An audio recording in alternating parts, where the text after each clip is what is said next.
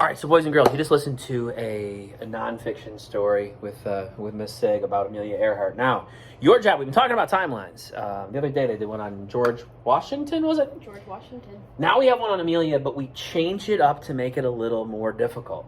So this picture here and this picture here, they're locked in. You can't move those.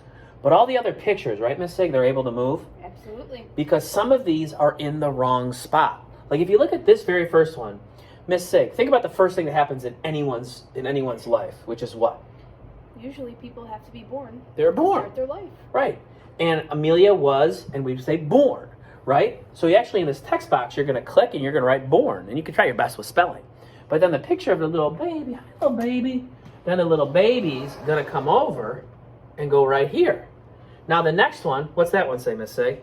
When she was 10, Frank Hawks took Amelia on her very first... Oh, what did she do?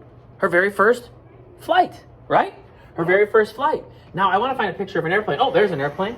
So I'm going to drag this airplane here. You can see how it's a little tricky, guys. But what you can see is the words match the picture. The words match the picture. It's like the upstairs and the downstairs. They match each other. While saving for flying lessons, Amelia worked many jobs, including and what was one of her jobs, remember? She was a photographer. A photographer. And if you can't come up with that spelling, that's okay, right? You can even just write camera to help you with that. But she was a photographer, which is right here. Amelia became the first woman to fly across the Atlantic and the first woman to fly. What was that one? I'm not sure what that one was going to be.